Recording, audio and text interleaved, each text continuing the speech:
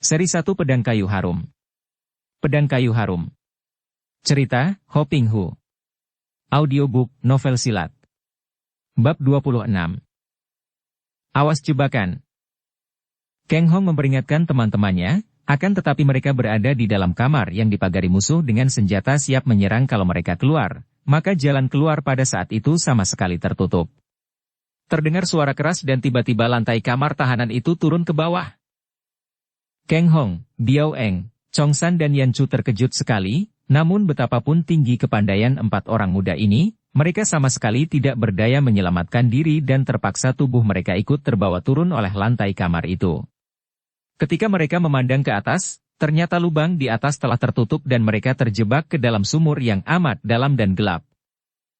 Cui Im membanting-banting kaki. Sialan! Mereka telah menimbulkan kekacauan besar sehingga kita telah kehilangan 3 orang pembantu. Hanya 2 orang, Lian Chi Senjin dan Tai Lek Sin Mo, bukan 3 orang, kata Pat Jiu Xianong menghibur. Kita masih cukup kuat. 3 orang, bantah Cui Im. Yang 2 orang tewas, yang seorang, yaitu Xian Ti Senjin tenggelam dalam kedukaan seperti orang kehilangan semangat. Kedukaannya akan dapat diatasinya, kata Pak San Kuiong. Yang patut disayangkan adalah terlepasnya harapan kita mendapat bantuan Go Bi Tai Ho. Lebih baik sekarang juga kita bergerak ke puncak. Siapa tahu akan terjadi perubahan yang merugikan. Pat Jiu Xianong, harap dipersiapkan barisan sekarang juga. Kita gempur mereka di puncak. Mereka itu, bagaimana? Tanya tuan rumah yang menudingkan telunjuknya ke arah sumur jebakan di bawah kamar tahanan di mana 4 orang muda itu terjeblos. Bunuh mereka. Hujani anak panah, kata Pak San Kuiong. Cui Im menggeleng kepala. Percuma. Mereka adalah orang-orang lihai. Mana mungkin anak-anak panah membunuh mereka? Xianong, apakah di dalam lubang itu tidak ada alat rahasia yang dapat membunuh mereka? Pat Jiu Xianong menggeleng kepala. Tempat itu dibuat khusus untuk menjebloskan tawanan, bukan dimaksudkan untuk membunuh. Kalau begitu kita pergunakan cara yang paling menyakitkan, biarpun agak lama akan tetapi pasti Kang Hong tidak mampu melawannya, yaitu membiarkan mereka mati kelaparan dan kehausan. Akan tetapi, tempat ini harus diteliti agar tidak sampai mereka bobol. Pat Jiu Xianong tertawa. Hahaha. Jangankan manusia, biar gajah sekalipun kalau sudah terjeblos di situ takkan mampu lolos. Dindingnya terbuat dari baja, dan tidak ada cara untuk meloncat ke atas karena bagian atas tertutup pula oleh lapisan baja yang tebal. Demikianlah setelah mengadakan perundingan, Cui Im dan kawan-kawannya lalu memimpin pasukan untuk menyerang ke puncak Taihengsan di mana berkumpul tokoh-tokoh partai besar yang menentang mereka. Xian Ti Senjin memerintahkan anak buah Pehao Niusan yang ikut bersama dia dan mendiang sutenya, akan tetapi dia sendiri tinggal di benteng itu, pertama untuk mengabung kematian sutenya, kedua untuk membantu penjagaan kalau-kalau para tawanan akan meloloskan diri. Cui Im menyetujui permintaannya, pertama karena kepandaian bekas tokoh Kunlun Pai ini pun baginya tidaklah amat dibutuhkan, kedua karena memang perlu ada orang pandai yang membenci Kang Hong ikut pula menjaga agar tawanan tidak sampai lolos. Dan dia tahu betapa bencinya bekas tokoh Kunlun Pai ini kepada Kang Hong, karena bukankah pemuda itu yang telah menyeret kedudukannya yang tinggi di Kunlun Pai? Menjelang pagi, rombongan ini berangkat dan mereka yang ditinggalkan di benteng melakukan penjagaan di sekitar benteng, dan Xian Ti Senjin sendiri tidak pernah meninggalkan bekas kamar tahanan yang kini menjadi sumur atau kuburan bagi 4 orang muda yang terjeblos. Kang Hong dan 3 orang temannya tidak mudah putus asa. Di bawah pimpinan Kang Hong, mereka melakukan segala usaha untuk mencari jalan keluar. Mereka memeriksa dinding, mencoba untuk meloncat ke atas mendobrak penutup di bagian atas. Namun semua usaha sia-sia belaka dan akhirnya mereka berempat harus mengakui bahwa sekali ini mereka benar-benar tidak berdaya. Agaknya kita akan terkubur hidup-hidup di tempat ini sampai mati, kata Biao Eng dengan suara tenang. Kalau benar Tuhan menghendaki demikian, aku tidak menyesal, Biao Eng. Hidup ataupun mati, aku tetap akan merasa bahagia karena ada engkau di sampingku. Hening sejenak di tempat gelap dekat itu, kemudian terdengar suara Biao Eng lirih. Setelah mendengar penuturan Cui Im, baru aku sadar betapa engkau amat baik kepadaku, Kang Hong. Engkau terlalu baik untukku. Ia menahan ucapannya seolah-olah baru teringat bahwa ada dua pasang telinga lain yang mendengarkan percakapan mereka. Maka Biao Eng diam saja dan hanya menyambut jari-jari tangan Kang Hong yang dalam gelap itu mencengkeram tangannya dan membalas dengan tangan yang menggetarkan perasaan kasih mesra. Di sudut lain dari sumur itu, Chong San memegang tangan Yan Chu dan berbisik. Aku sependapat dengan Kang Hong Moi Moi. Aku tidak menyesal, biar sampai mati sekalipun, asal bersama engkau. Pest. Didengar orang. Malu. Bisik Yan Chu akan tetapi ia tidak melepaskan tangannya. Tanpa berkata-kata, dua pasang orang muda itu saling berpegang tangan di dalam gelap. Chong San berbahagia karena sungguh pun gadis yang dicintanya belum melakukan pengakuan dengan mulut, namun dia merasa yakin bahwa gadis ini mencintainya juga. Yan Chu sendiri masih ragu-ragu, mencari-cari, karena hatinya masih bimbang apakah dia mencinta Chong San ataukah mencinta Kang Hong. Keduanya merupakan pemuda yang sepenuhnya memenuhi syarat untuk dicinta, keduanya sama berharga, akan tetapi mengingat bahwa Kang Hong jelas mencinta Biao Eng, agaknya terpaksa harus menjatuhkan pilihan hatinya kepada murid Xiao Lipai yang perkasa ini. Adapun Kang Hong dan Biao Eng yang duduk sambil berpegang tangan, mengenang semua peristiwa yang mereka alami. Masing-masing mengaku betapa mulia hati orang yang dicinta sehingga timbul perasaan aneh, yaitu baik diri sendiri kurang berharga untuk menjadi jodoh masing-masing. Diam-diam Biao Eng merasa betapa orang seperti Kang Hong lebih tepat menjadi suami seorang gadis cantik jelita dan bersih seperti Yan Chu, tidak seperti dia, seorang putri tokoh dunia hitam, seorang yang pernah menerima cinta kasih laki-laki, yaitu Sim Lai Sek. Di lain pihak, Kang Hong juga menyesal sekali atas semua kelakuannya yang sudah-sudah, merasa betapa dia sama sekali tidak berharga untuk mempersunting seorang gadis sehebat Biao Eng. Demikianlah, di dalam sumur maut ini, di mana nyawa mereka tergantung di ujung rambut, tidak ada jalan keluar dan tidak ada harapan untuk hidup, hanya menanti datangnya maut entah secara bagaimana, terjadi getaran-getaran dari perasaan empat orang muda itu, empat orang muda yang dibuai oleh cinta kasih. Mereka itu sama sekali tidak memikirkan akan keadaan mereka, tidak ingat bahwa mereka akan mati, sehingga sia-sia belaka segala cita-cita mereka. Maka terbuktilah kekuatan cinta yang maha hebat, yang mengalahkan maut sendiri. Dengan senjata cinta kasih di hati, manusia sanggup menghadapi maut dengan senyum ikhlas di mulut. Tan Hun Bue melakukan perjalanan dengan susah payah, kadang-kadang terhuyung, kadang-kadang merangkak, dalam keadaan terluka parah, dengan anak panah masih menancap di perutnya dan darah menetes-netes sepanjang jalan. Namun mulutnya tak pernah berhenti berbisik. Aku harus menolong mereka, harus menyelamatkan mereka. Ketetapan hati untuk dapat menolong empat orang muda terutama sekali Kang Hong dan Biao Eng inilah agaknya yang memperkuat tekadnya, yang menimbulkan daya tahan luar biasa sehingga gadis yang terluka parah ini masih mampu merayap dan mendaki puncak Tai Hang San selama 3 hari 3 malam tanpa mengaso. Di puncak Tai Hang San, bertempat di pondok yang dahulu dibangun oleh seorang pertapa yang kini telah meninggal dan merupakan pondok kosong yang tidak terpakai lagi, berkumpullah tokoh-tokoh partai persilatan dan tokoh-tokoh Kang Ou untuk membicarakan keadaan pemerintahan kerajaan Beng Tiao yang kini mengalami perubahan besar. Sementara Kaisar Yunglo merebut kekuasaan mengalahkan keponakannya sendiri dan naik tahta kerajaan sebagai Kaisar Beng Tiao pada tahun 1403, dan dipindahkan kota raja ke utara, maka terjadilah perubahan besar dan perang saudara terhenti.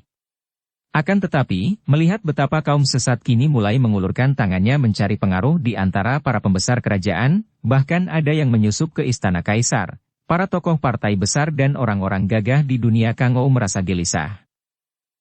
Munculnya tokoh-tokoh kaum sesat ini sudah pasti akan menimbulkan kekacauan, apalagi kalau mereka itu ditunggangi oleh kaum pemberontak, yaitu mereka yang diam-diam masih bersetia kepada raja yang dikalahkan.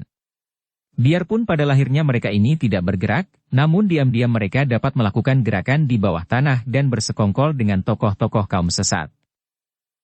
Inilah yang menyebabkan para tokoh partai besar mengadakan perundingan dan pertemuan di puncak Tai Hang San. Pada waktu itu, banyak sudah tokoh Kang Ou yang hadir, tidak kurang dari 50 orang wakil-wakil partai besar dan perorangan yang bersepakat untuk mengirim utusan menghadap Kaisar agar berhati-hati dan tidak mempergunakan tenaga tokoh-tokoh sesat. Di dalam pertemuan ini, hadirnya utusan-utusan yang merupakan tokoh-tokoh penting. Dari Xiaolimpai hadir Tian Kek Huaishou yang berwatak kasar dan jujur bersama 3 orang tokoh-tokoh lebih muda. Dari Huasanpai hadir kedua kakak beradik Choa Qiu dan Choa Bu mewakili ketua Huasanpai. 2 orang kakek ini terkenal sebagai Huasan Siang Sin Kiam. Adapun dari partai Kong Tong Pai hadir 4 orang kakek yang telah berjumpa dengan Keng Hong ketika mereka ini mendaki puncak, yaitu Kok Xian Chu, Kok Leong Chu, Kok Kim Chu dan Kok Seng Chu, keempat orang di antara Kong Tongolo Jin. Seperti telah diketahui, orang termuda dari mereka ini, Kok Chin Chu telah tewas dalam pertandingan melawan Biao Eng. Dari Tia Chiang Pang hadir ketuanya, Kou Pang Chu bersama 3 orang pembantunya, sedangkan dari Kunlun Pai hadir pula 4 orang sute dari Kiang Tojin yang menjadi ketua Kunlun Pai. Di samping mereka ini masih terdapat belasan orang tokoh-tokoh Kang Ou yang kesemuanya menentang kaum sesat dan mempunyai jiwa patriot pembela negara dan bangsa.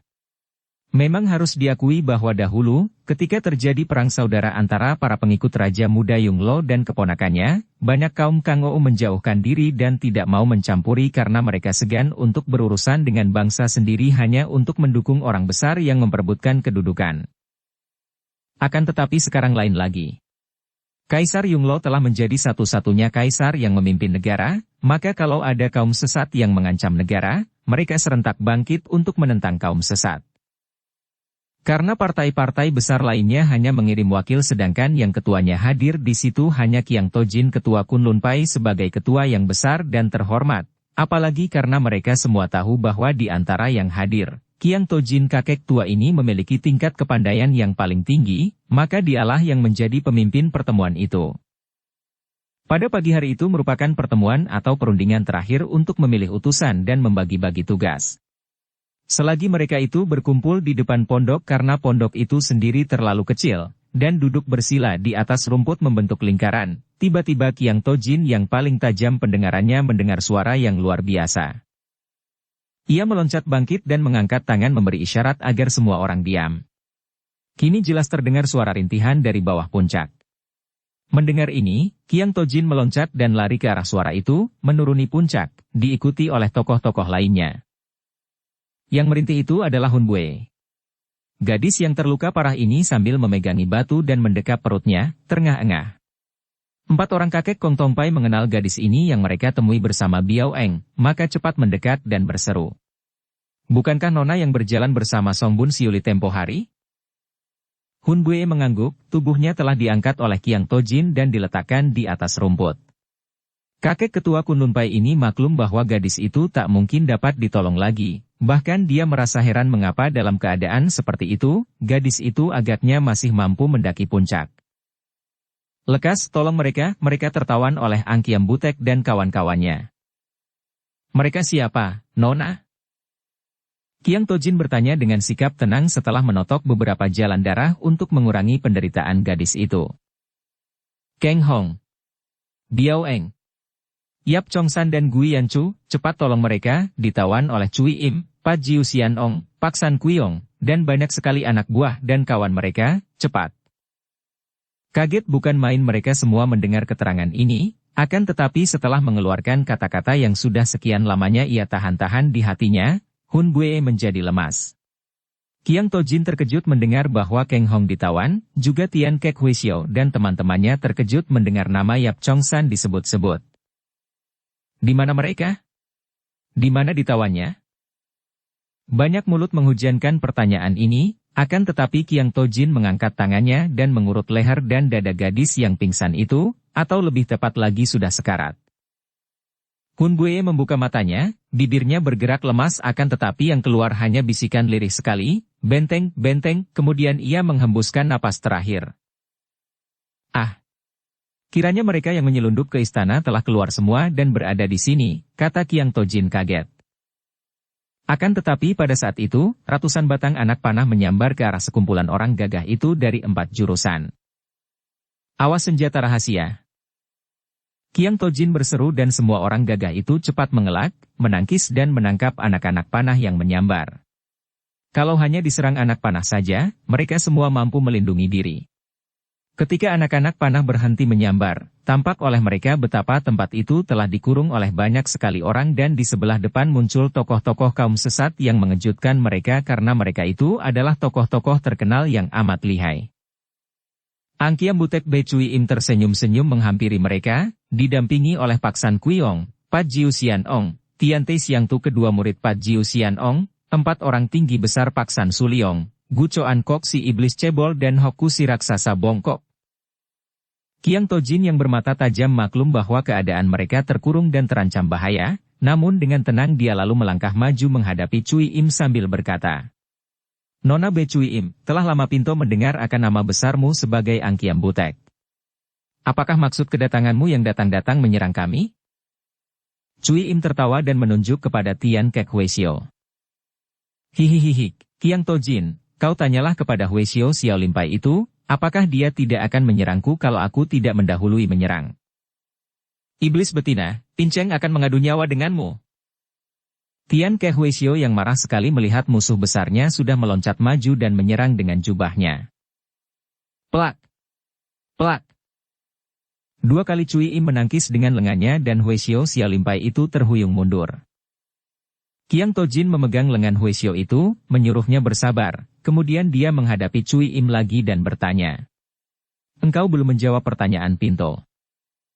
Kiang Tojin, engkau bertanya apa maksud kedatanganku? Jawablah dahulu apa maksud kalian berkumpul dan berunding di sini? Bukankah untuk menentang kami?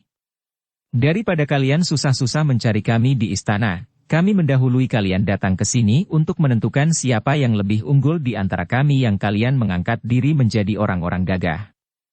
Hihihihi. Lihat baik-baik, kalian telah terkurung. Anak buah kami lebih dari 200 orang jumlahnya dan dengan mudah kami akan dapat membasmi kalian semua. Mengapa belum kau lakukan itu?" Kiang Tojin bertanya, sikapnya masih tenang, karena Tosu tua ini dapat menduga bahwa kalau kini Cui Im mengajak mereka bicara, tentu tersembunyi maksud-maksud tertentu dari wanita muda yang amat cerdik ini. "Aku tidak tergesa-gesa, Kiang Tojin. Aku akan menerima baik kalau saja kalian semua ini berjanji untuk tidak mencampuri urusan kami, bersumpah tidak akan menentang kami. Nah, bukankah hal ini berarti bahwa aku masih memandang persahabatan antara kaum persilatan? Kami hanya membutuhkan janji dan sumpah kalian untuk ditukar dengan nyawa kalian." Para orang gagah yang hadir di situ menjadi merah mukanya dan terdengar bentakan-bentakan marah menentang permintaan Cui Im itu. Bagi mereka semua, nama lebih berharga daripada nyawa dan tentu saja mereka tidak sudi untuk merendahkan nama mereka dengan tunduk dan bersekutu dengan golongan sesat hanya untuk menolong keselamatan mereka. Pula, biarpun dikurung, mereka tidak menjadi gentar dan bersedia untuk melawan mati-matian. Kiang Tojin dapat memaklumi pendirian para sahabatnya maka tanpa ragu-ragu dia pun berkata, "Nona, kami berkumpul di sini bukan bermaksud untuk mengadakan perang karena kalau demikian halnya, kiranya kami akan dapat dengan mudah mengumpulkan orang 100 kali jumlah orang-orangmu sekarang. Akan tetapi, biarpun demikian, kalau engkau menghendaki hal seperti yang kau kemukakan tadi, tanpa dijawab sekalipun tentu engkau sudah mengenal atau setidaknya mendengar jiwa orang-orang gagah yang tidak mungkin menukar kehormatannya dengan nyawa.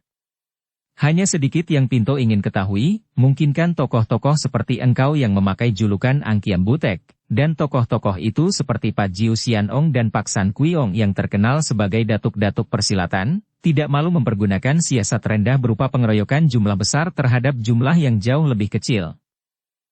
Kiang Tojin memang seorang yang cerdik dan juga seorang yang berpengalaman, maka sengaja dia mengeluarkan ucapan yang memanaskan hati ini, ucapan yang merupakan pantangan bagi jagoan yang manapun juga, yaitu kalau dipandang tidak mempergunakan kegagahan melainkan menggunakan kecurangan. "Kiang Tojin, engkau manusia sombong." Pak San Kuiong menggereng marah. "Biarpun engkau tak menjadi ketua Kunlun Pai, siapa sih yang takut menghadapimu? Biarpun terhadap Tian Seng Cincin gurumu, dahulu aku tidak pernah merasa takut, apalagi terhadap engkau."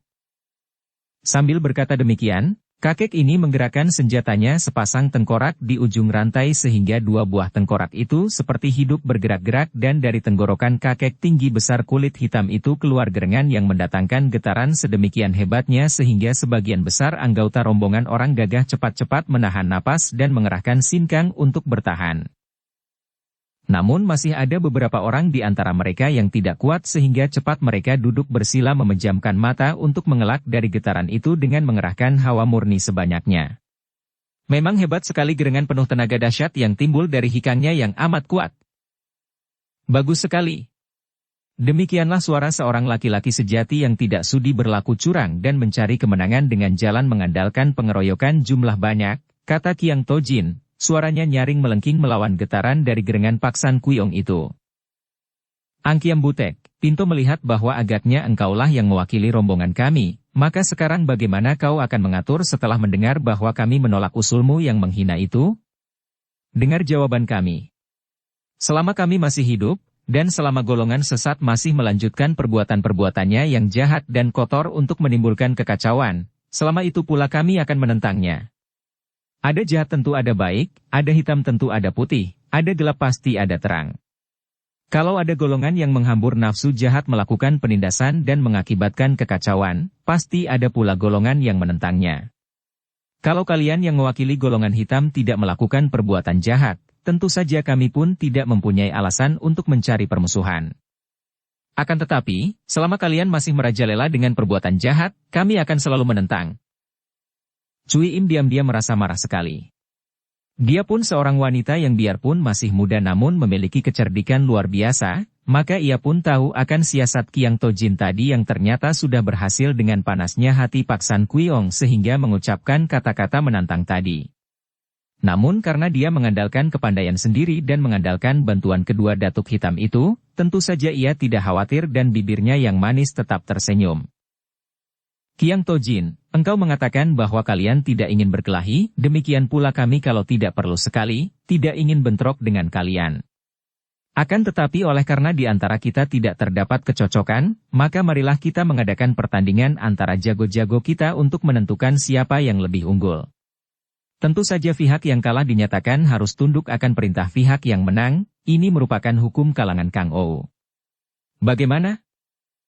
Kiang Tojin terpaksa mengangguk, dan diam-diam berpikir bahwa kalau pihaknya kalah sekalipun, para orang gagah tentu akan memilih mati daripada harus tunduk dan melakukan hal-hal yang menyeleweng daripada kegagahan dan kebenaran.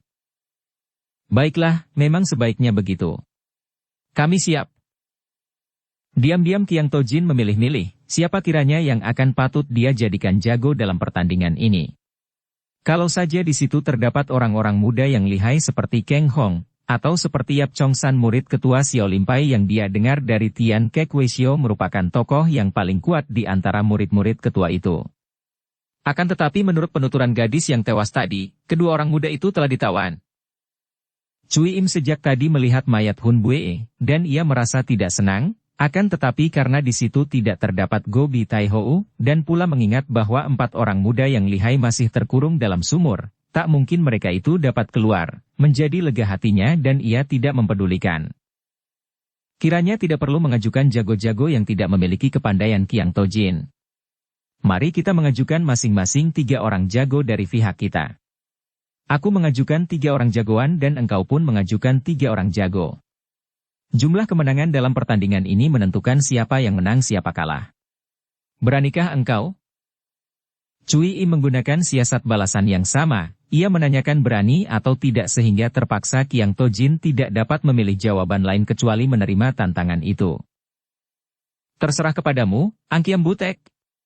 Katakanlah siapa jago-jagomu agar Pinto dapat pula mengimbangi dengan jago-jago kami. Cui Im tersenyum lebar. Hihihihi, jangan kau main akal-akalan menghadapi aku, Kiang Tojin. Aku tahu bahwa pihak yang terakhir mengajukan jagonya dapat menilai dan menentukan tandingan, akan tetapi sekali ini, engkau bolak-balikan semua jagoanmu akan sia-sia, hihihihi. Tiada halangan bagiku untuk mengajukan nama ketiga jagoku. Pertama adalah aku sendiri, kedua Paksan Kuiong dan ketiga Pak Jiu Sian Ong. Nah, siapa jago-jagomu? Kiang Tojin memang sudah menduga lebih dulu dan sejak tadi dia pun diam-diam merasa gelisah dan bingung. Akan tetapi dia menenangkan hatinya dan menjawab. Engkau memang licik, Angkiam Butek. Andai kata semua ketua partai berada di sini, Pinto rasa engkau tidak sesombong ini. Akan tetapi jangan dikira Pinto takut, karena seorang gagah mendasarkan keberanian bukan di atas perhitungan menang kalah, melainkan di atas kebenaran. Baiklah, dari pihak kami yang akan maju adalah kami sendiri, kemudian Tian Kek Weishio dari Xiao Limpai, dan seorang di antara Huasan Siang Xin Kiam. Seperti kau tentu tahu, Xiao Limpai mempunyai urusan denganmu atas kematian Tian Ti Weishio, dan Huasan Pai juga mempunyai urusan denganmu atas kematian murid Huasan Pai. Kami siap. Tian Ti Weishio sudah menggereng dan meloncat maju, demikian pula Choa Kiu, kakek Huasan Pai yang lihai. Biarpun mereka berdua ini maklum bahwa mereka tidak akan menang menghadapi seorang di antara ketiga musuhnya yang sakti itu, namun keduanya siap melawan sampai mati.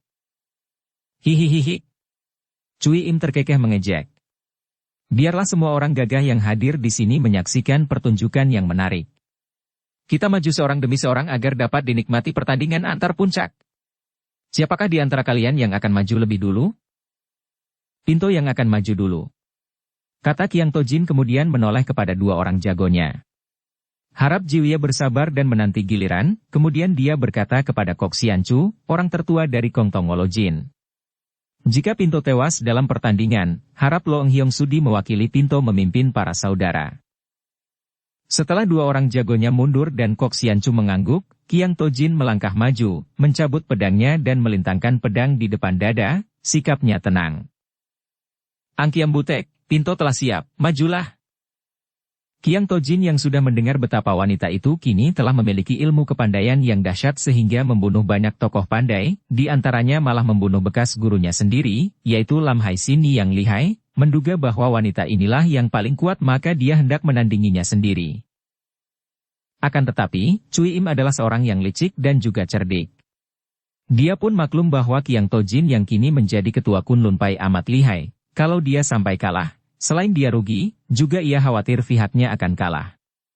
Adapun kalau dia maju melayani seorang di antara dua jago lawan, sudah dipastikan dia akan menang di samping harapan bahwa seorang di antara kedua datuk kawannya belum tentu pula kalah oleh Qiang Tojin.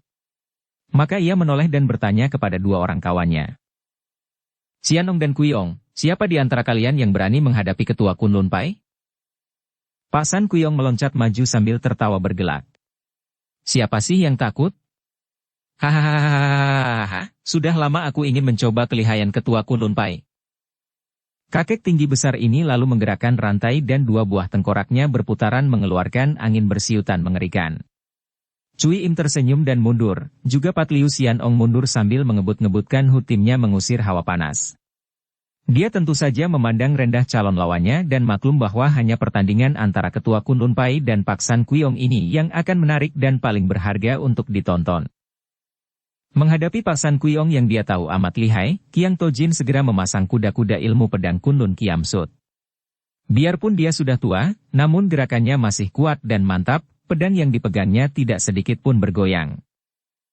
Tiba-tiba Pak San Kuyong mengeluarkan gerengan keras dan sepasang senjata tengkorak itu bergerak ganas dan pihak orang-orang gagah menjadi cemas. Bukan main hebatnya gerakan senjata mengerikan itu. Namun dengan lincah Qiang Tojin meloncat untuk menghindarkan sambaran pada kakinya sambil menarik kepalanya miring untuk mengelak sambaran tengkorak kedua pada kepalanya, berbareng pedangnya meluncur, berubah menjadi sinar terang menusuk dada lawan. Akan tetapi, dengan gerakan pergelangan tangan, rantai di tangan kanan raksasa hitam itu menangkis pedang sehingga terdengar suara nyaring dan keduanya merasa betapa lengan mereka tergetar. Pak San Kuyong sudah memutar senjatanya lagi dan kini sepasang senjata tengkorak itu berubah bentuknya, menjadi gulungan sinar abu-abu yang melingkar-lingkar dan mengeluarkan suara bercuitan dibarengi gerengan-gerengan seperti serigala, namun mengandung hikang yang menggetarkan semangat lawan. Gulungan sinar yang membentuk lingkaran-lingkaran lebar ini menerjang ke arah Qiang Tojin. Dahsyat bukan main serangan datuk kaum sesat dari utara ini. Qiang Tojin dengan tenang namun cepat sekali dia menggerakkan pedangnya, melawan dengan ilmu pedang Kunlun Kiam Sut yang sudah mencapai tingkat tinggi. Baru sinar pedang yang mengeluarkan bunyi berdesingan itu saja dapat memenggal leher lawan yang kurang kuat. Terjadilah sebuah pertandingan yang amat seru dan menegangkan. Kedua orang itu sama-sama kuat, sama-sama memiliki banyak pengalaman dan keduanya merupakan tokoh-tokoh tingkat tinggi di masa itu, namun sekali ini Qiang Tojin kalah ampuh senjatanya. Senjata di tangan Pak San Kuyong adalah senjata yang khusus untuk dia sendiri, senjata yang dapat diputar cepat dan selain itu, dua buah tengkorak itu pun bukan tengkorak biasa, melainkan tengkorak yang mengandung racun jahat. Di dalam jurus-jurusnya terdapat gerakan liar dan ganas luar biasa sehingga setelah lewat 50 jurus lebih, Qiang Tojin terdesak karena dia harus lebih banyak melindungi tubuhnya sehingga kurang mendapat kesempatan untuk menyerang. Pihak anak buah Pat Jiu Xianong yang tentu saja kurang tinggi tingkatnya tidak dapat mengikuti jalannya pertandingan yang terlalu cepat untuknya sehingga hanya melihat betapa bayangan ketua Kunlun Pai itu mundur-mundur terdesak. Maka mereka mulai tertawa-tawa girang karena jago mereka akan menang. Tidak demikian dengan Cui Im dan Pat Jiu Xianong. Dua orang sakti ini tiba-tiba terkejut sekali menyaksikan perubahan dalam gerangan Qiang Tojin. Masih memainkan Kunlun Kiamsut, akan tetapi ada terselip perubahan pada gerak kaki dan tangan yang mengingatkan Cui Im akan gerakan-gerakan aneh dari Kang Hong. Gerakan yang seperti merupakan perjodohan antara Pat Xian Kun dan Mo Heng Kun, akan tetapi juga bukan itu. Gerakan yang kelihatan lemah dan sederhana namun mengandung pengaruh yang amat kuat, yang seolah-olah mengunci gerakan-gerakan lawan dari yang kini memungkinkan Qiang Tojin untuk mengirim serangan balasan, makin lama makin sering sehingga keadaan mereka kembali berimbang. Bahkan berkali-kali terdengar Paksan Kuiong mengeluarkan seruan kaget di antara gerengan-gerengannya karena secara aneh pedang lawan hampir mengenai tubuhnya dalam jurus-jurus yang dia tidak kenal. Kakek yang menjadi datuk hitam di utara ini mengenal gerakan Kunlun Kiamsut, akan tetapi setelah kini Qiang Tojin mengubah permainannya, dia menjadi bingung. Disebut bukan Kunlun Kiamsut, mengapa begini aneh? Apakah ketua baru dari Kunlun Pai ini telah menciptakan ilmu pedang baru? Suara angin sambaran pedang yang berdesing mengaung makin nyaring dan kini mulai mengurung lingkaran sinar senjata rantai tengkorak. Sebetulnya Qiang Tojin tidak menciptakan ilmu pedang baru, melainkan dia kini mencampurkan unsur-unsur ilmu silat sakti Tai Lek Sin Kun yang dia pelajari dari kitab itu yang dia terima dari Kang Hong. Setelah dia mempergunakan dasar dari ilmu pedang yang hebat ini, maka dia dapat mengimbangi gerakan lawan sampai 200 jurus lebih dan mulailah pedangnya mengurung dan menindih senjata lawan. Akan tetapi sayang sekali. Qiang Tojin sudah tua dan dia sudah banyak kehilangan daya tahan dan daya tempurnya. Kalau dia memiliki watak yang liar dan ganas seperti lawannya, tentu dia dapat memperoleh kemenangan. Sebagai seorang dari golongan bersih, tentu saja dia tidak mau menyimpang daripada tata tertib persilatan dan hanya mau merobohkan lawan dengan gerak silat yang teratur. Apalagi Qiang Tojin adalah seorang ketua partai persilatan besar, tentu saja dia harus menjaga gengsi perkumpulannya. Setelah lewat 300 jurus yang memakan waktu hampir 2 jam, mulailah desakan Qiang Tojin berkurang, bahkan kini tangkisan dan serangannya kurang tenaga. Sebaliknya Paksan Kuiong yang menggereng-gereng itu masih kuat sekali dan mulailah dia yang sebaliknya terdesak lagi. Kalau saja usia ketua Kunlun Pai ini masih muda seperti Kang Hong, tentu tidak akan terjadi hal demikian karena ilmu silat Tai Lek Sin Kun yang dia pelajari adalah ilmu yang benar-benar dahsyat dan yang pada masa itu belum dikenal orang rahasianya. Akan tetapi dia sudah tua dan ketika mempelajari ilmu silat sakti itu sama sekali tidak ditujukan untuk menghadapi pertempuran, melainkan hanya untuk menambah pengetahuan silat belaka. Oleh karena itu hasilnya pun tidak sehebat Kang Hong. Robohlah! Tiba-tiba Paksan Kuiong membentak keras sekali, tengkorak di tangan kanannya meluncur ke depan, menyerang ke arah muka Qiang Tojin. Ketua Kunlun Pai ini yang merasa betapa tenaganya berkurang dan kalau dilanjutkan dia akan kehabisan tenaga, segera mengambil keputusan untuk mencari kemenangan dengan cepat, yaitu mengerahkan tenaga sinkang sekuatnya untuk merusak senjata lawan. Melihat tengkorak itu menyambar ke arah mukanya, Qiang Tojin lalu membacokkan pedang sambil mengerahkan tenaga sekuatnya, bukan ke arah tengkorak yang menyambar, melainkan ke arah rantai yang mengikat tengkorak itu. Cering! Terdengar suara keras di antara bunga api yang berhamburan menyilaukan mata. Tengkorak manusia itu jatuh menggelinding di atas tanah, akan tetapi pedang Qiang Tojin telah terlibat rantai di tangan kanan Paksan Kuiong yang menjadi marah sekali. Tiba-tiba terdengar suara meledak dan Qiang Tojin terhuyung-huyung tubuhnya. Yang meledak dan menghamburkan asap dan jarum beracun adalah tengkorak yang terbabat buntung dari rantainya tadi sehingga kaki Qiang Tojin terkena jarum berbisa. Kesempatan ini dipergunakan oleh Paksan Kuiong untuk menggerakkan tengkorak kedua di tangan kirinya.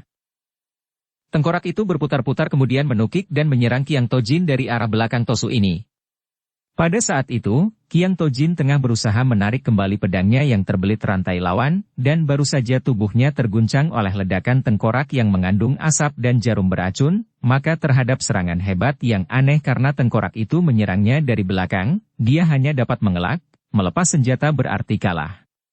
Maka tentu saja elakannya kurang tepat dan tengkorak kedua itu masih saja mengenai punggungnya. Bu! Des! Pada detik yang hampir bersamaan, tangan kiri Qiang Tojin juga mengirim pukulan sinkang ke arah dada lawan pada saat dia dihantam tengkorak. Pukulannya dengan telapak tangan ini sama sekali tidak disangka-sangka oleh Pak San Qiong yang sudah kegirangan menyaksikan serangannya berhasil. Tubuh Qiang Tojin terlempar ke belakang seperti sebuah layang-layang putus talinya, akan tetapi tubuh Pak San Qiong juga terhuyung ke belakang. Kedua orang kakek ini menyemburkan darah segar dari mulut, kemudian tanpa mempedulikan apa-apa lagi mereka berdua itu sudah menjatuhkan diri bersila dan mengatur napas karena dalam keadaan terluka hebat seperti itu, yang terpenting adalah mengobati diri sendiri melalui pernapasan mengumpulkan hawa murni.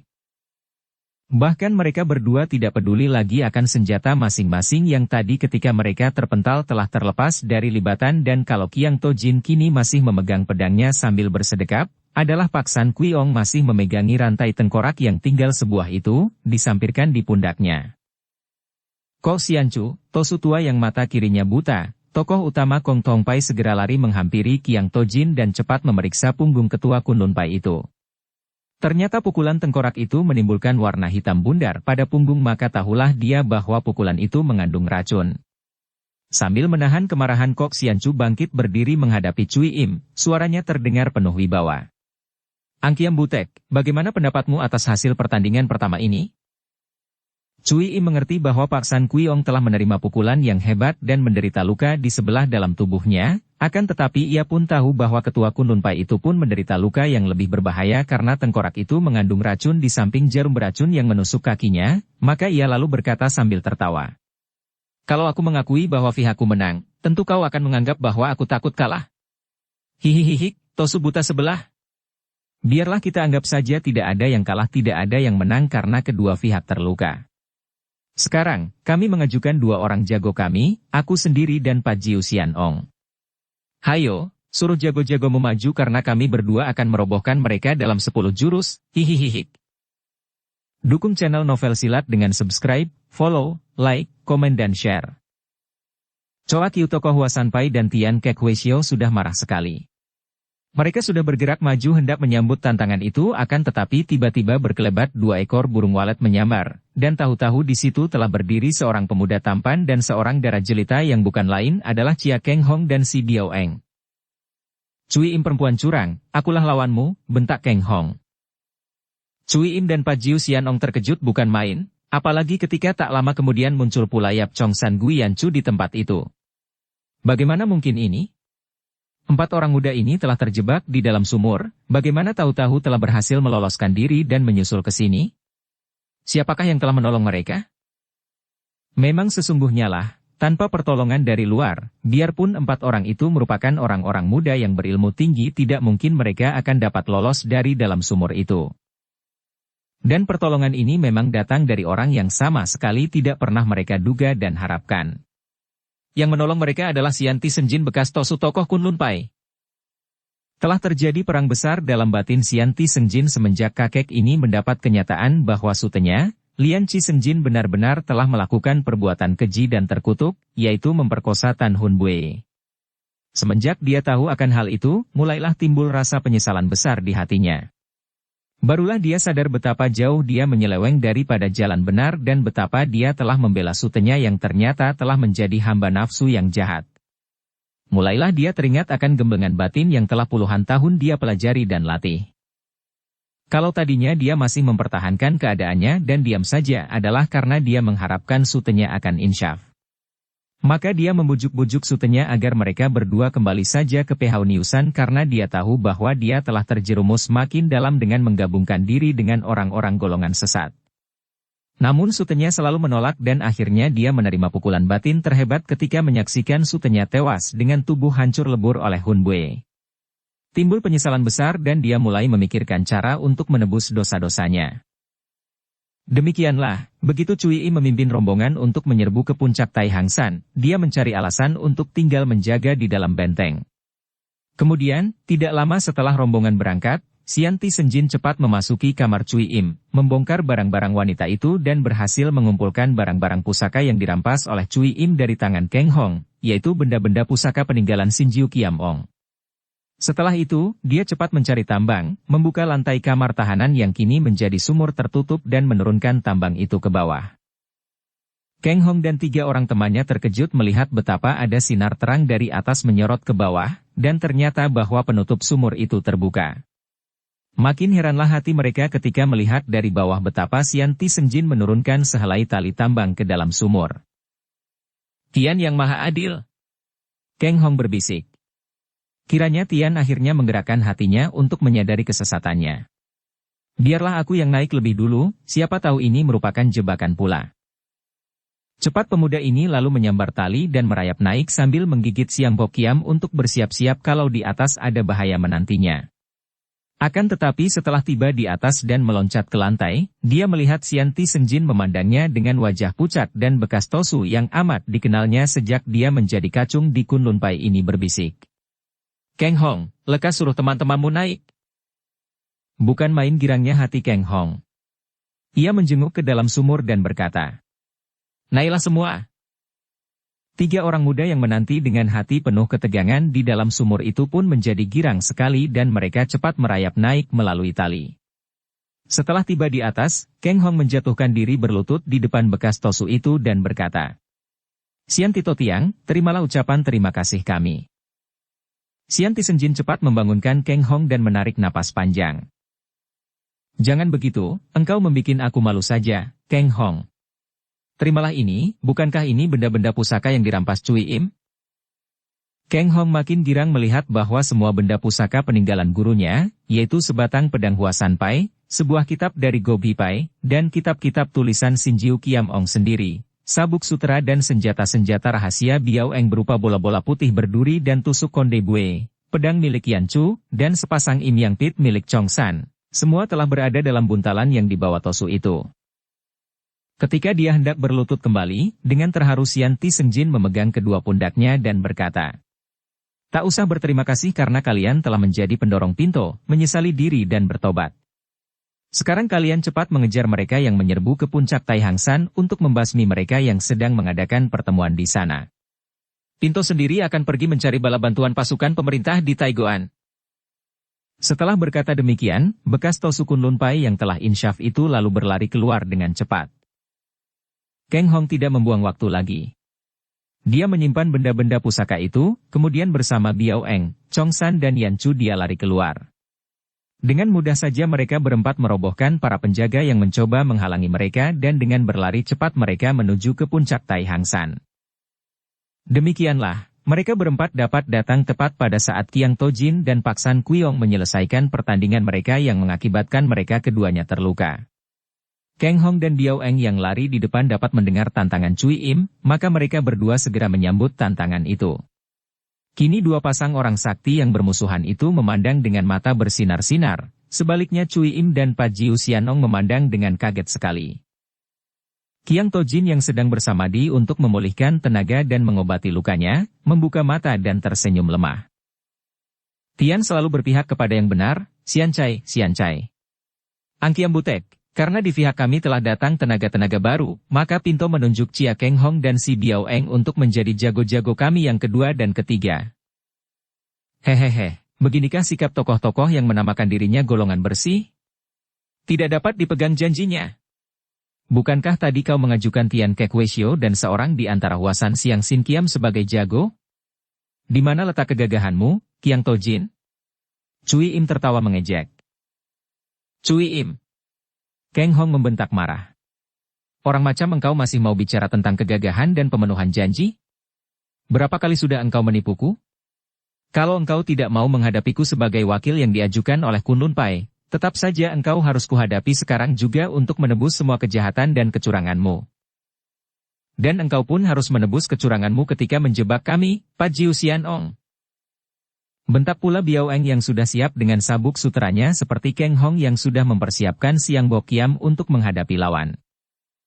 Pat Jiu Xianong menggerak-gerakkan kebutannya dengan lagak seorang dewa lalu berkata halus. Binatang kerbau diikat hidungnya, akan manusia diikat kata-kata yang keluar dari mulutnya. Qiang Tojin seorang manusia atau seekor kerbau?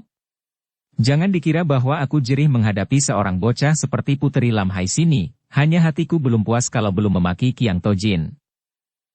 Pasan Kuiong juga sudah melompat bangun, menyeringai menahan rasa nyeri dan sesak di dadanya, lalu menuding ke arah Qiang Tojin sambil berkata.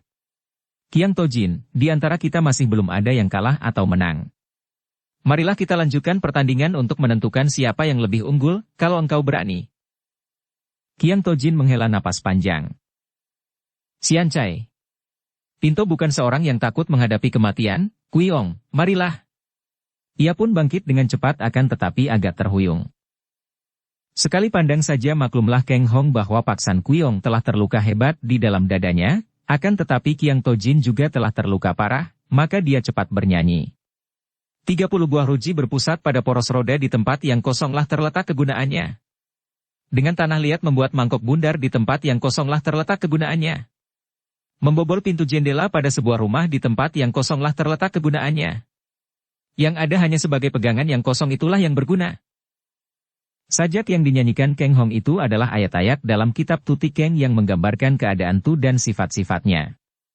Dilihat kosong namun justru yang kosong itulah yang menciptakan kegunaannya. Akan tetapi tentu saja Kang Hong mempunyai maksud tertentu dengan nyanyian ini yang dia harapkan akan ditangkap maknanya oleh Qiang Tojin. Cui Im adalah seorang yang cerdik, akan tetapi dia tidak mengenal ayat-ayat seperti itu. Ia khawatir kalau Kang Hong membantu dengan nyanyian yang tak dimengertinya itu, maka sambil melengking keras ia sudah menerjang Kang Hong dengan pedang merahnya. Sambil tersenyum Kang Hong menangkis dengan Siang Bo Kiam dan kedua orang yang sama saktinya ini sudah bertanding hebat. Juga Pat Jiu Xianong biarpun mengenal nyanyian itu namun tidak tahu mengapa pemuda aneh ini menyanyikannya dalam saat seperti itu, sudah menggerakkan senjata hutimnya menyerang Biao Eng yang menghadapinya dengan sambaran sabuk sutra putih. Qiang Tojin adalah seorang ahli agama Tu, tentu saja mengenal sajak itu. Kalau saja dia belum mempelajari kitab Tai Kek Sin Kun yang belum lama ini dia terima dari Kang Hong, agaknya dia pun akan sukar sekali menangkap apa yang dimaksudkan oleh pemuda itu. Akan tetapi kini dia mengerti dan diam-diam dia kagum sekali karena melihat akan tepatnya, nasihat, yang diberikan pemuda lihai itu untuk memberi petunjuk kepadanya menghadapi lawan. Pasan Kuiong adalah seorang tokoh utara yang memiliki kepandaian dahsyat namun liar dan ganas, mengandalkan senjata ampuh dan tenaga kuat. Kini, seperti juga Qiang Tojin, dia sudah terluka hebat. Kalau saja kakek hitam ini tidak yakin benar bahwa Qiang Tojin sudah terluka parah, tentu dia tidak berani menantang dengan nekat. Kini melihat keadaan lawan yang kelihatan lebih lemah, dia sudah menerjang cepat dengan mengayun tengkoraknya yang tinggal sebuah. Qiang Tojin cepat mengelak dengan gerakan ringan sekali dan sebentar saja Tosu ini sudah terdesak hebat oleh lawan yang kelihatannya tergesa-gesa hendak cepat merobohkan dan membunuh lawan agar dia dapat beristirahat dan melanjutkan usahanya mengobati luka di dalam dadanya. Namun semua serangannya dapat dihindarkan oleh Qiang Tojin dengan mudah dan pada serangan ketiga, Qiang Tojin menangkis dengan pedangnya. Terang. Semua orang gagah terkejut menyaksikan betapa pedang di tangan Qiang Tojin terpental lepas dari tangan Tosu itu. Pasan Kuiong tertawa girang dan memutar senjatanya lebih dahsyat lagi untuk merobohkan Qiang Tojin yang kini bertangan kosong. Akan tetapi Kang Hong yang melayani Cui Im sempat melirik dan diam-diam dia menjadi girang karena ketua Kunlun Pai itu dapat menangkap maksudnya ketika memberi petunjuk melalui sajak tadi. Kini Qiang Tojin hanya mengandalkan kelincahan tubuh berkat ginkang yang tinggi, mengelak ke sana-sini untuk menghindarkan sambaran tengkorak yang rantainya diputar-putar kuat-kuat oleh lawan. Dengan hati lega dan tidak mengkhawatirkan keadaan Qiang Tojin seperti para orang gagah yang memandang gelisah, Kang Hong melirik ke arah Biao Eng dan dia menjadi kagum bukan main. Ternyata Biao Eng sekarang jauh bedanya dengan Biao Eng dahulu.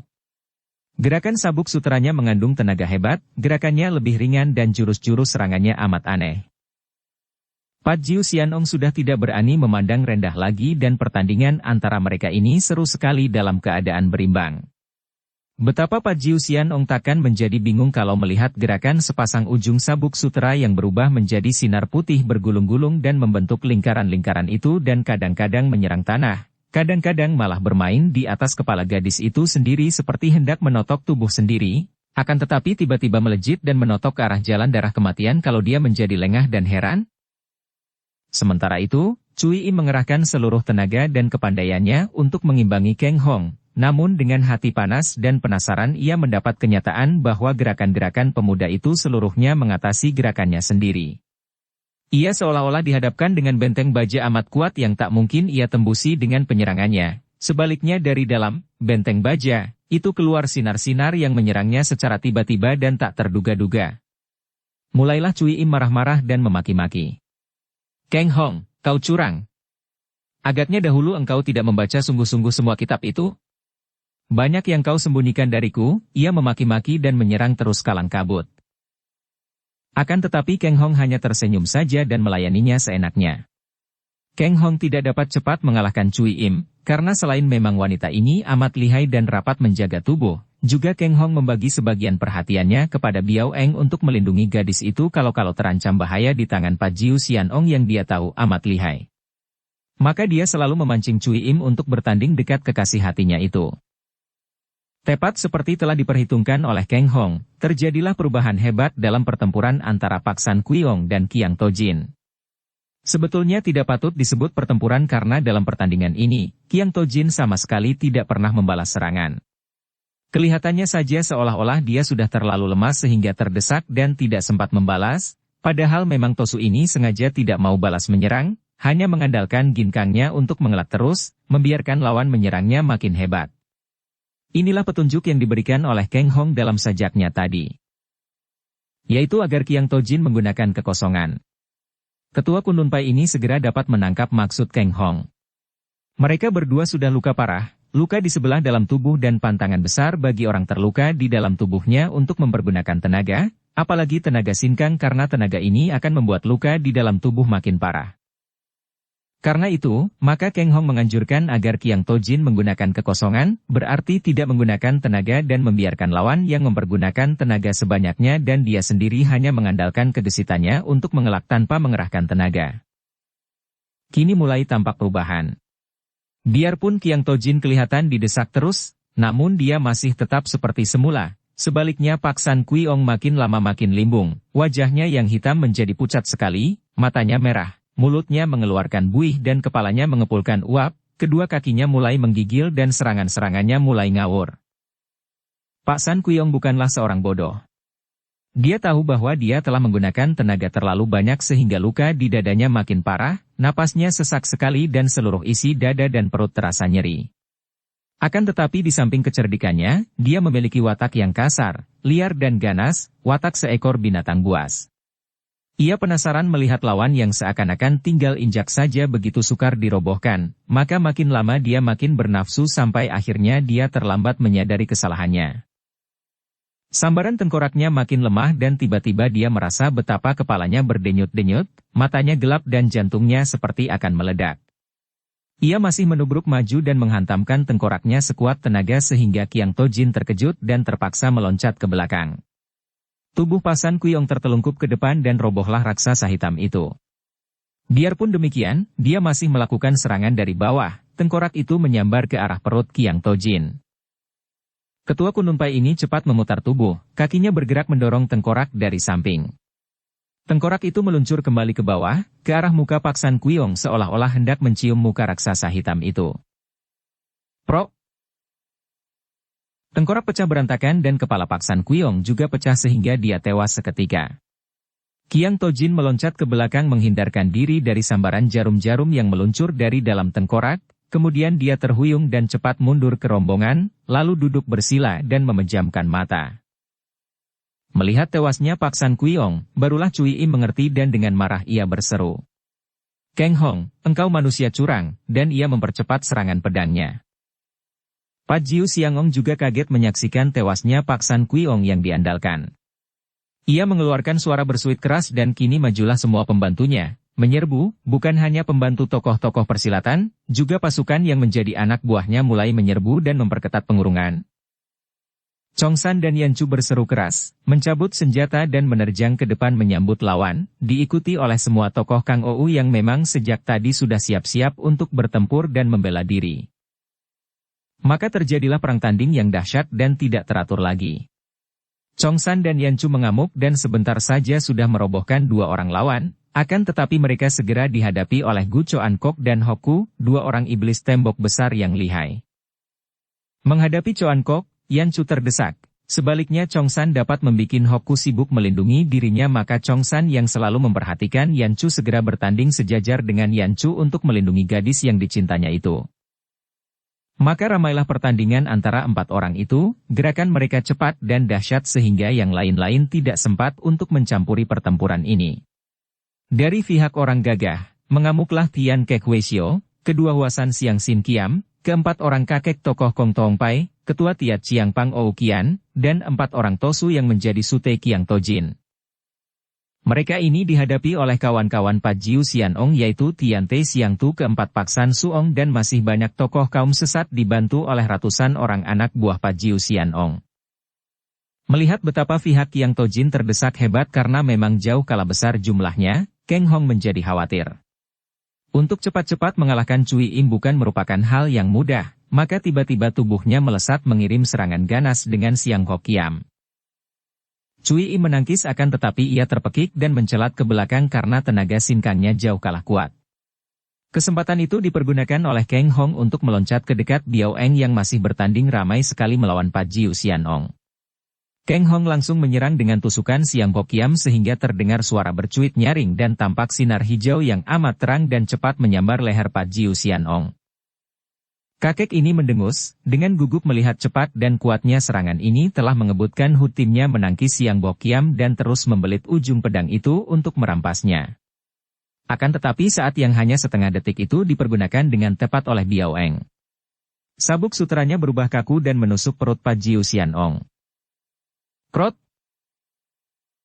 Sabuk sutra yang telah berubah kaku oleh tenaga sinkang itu menembus perut kakek Kate itu.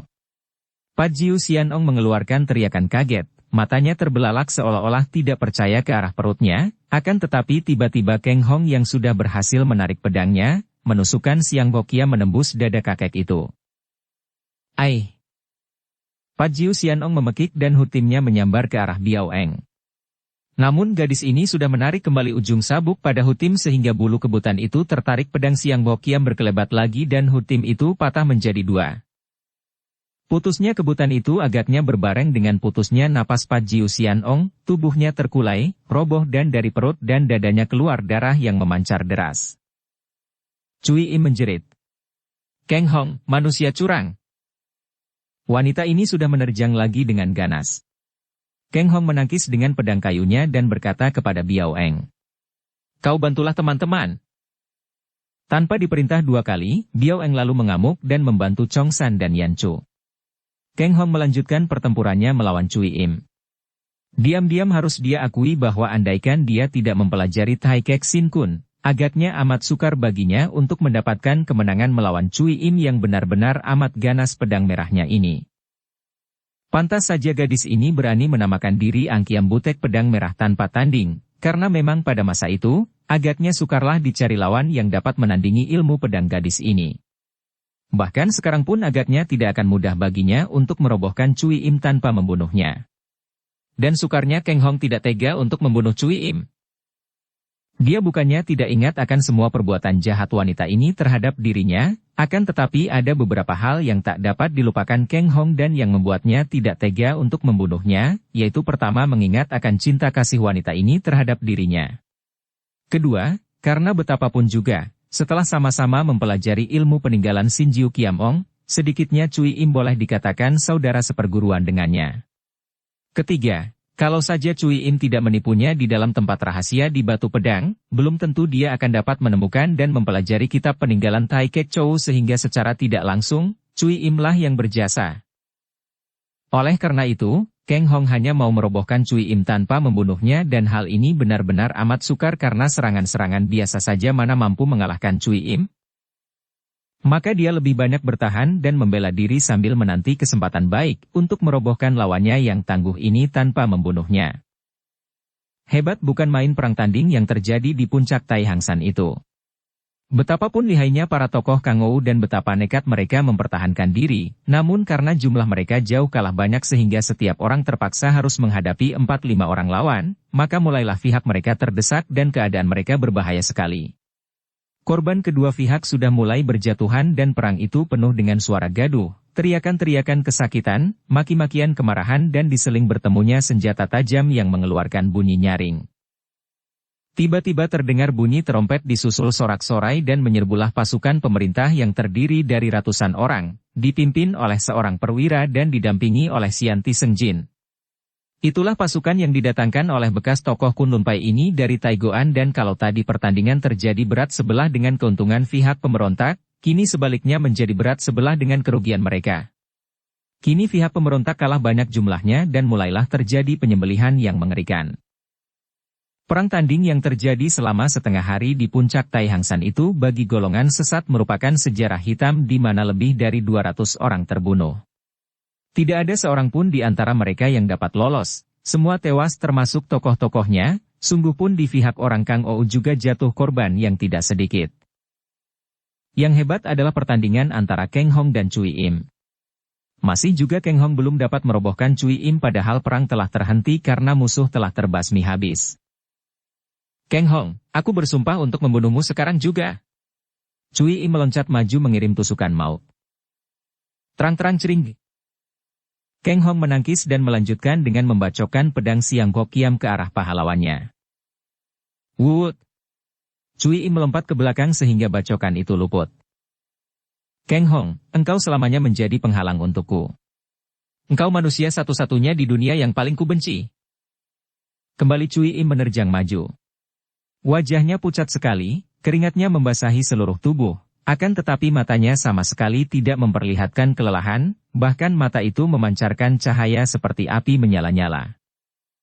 Cui Im, kau menyerahlah. Aku takkan membunuhmu, kata Kang Hong sambil memutar pedangnya menangkis. Menyerah? Lebih baik mati. Cui Im kembali menerjang maju. Kang Hong tahu bahwa teman-temannya sudah mengurung tempat pertandingan itu, menonton penuh perhatian. Di antara mereka terdapat Biao Eng yang menonton dengan alis berkerut. Kang Hong, kenapa engkau ragu-ragu merobohkan dia? Tiba-tiba Biao Eng bertanya, di dalam suaranya terkandung penasaran besar. Kang Hong kaget dan maklum bahwa dia menjadi pusat perhatian.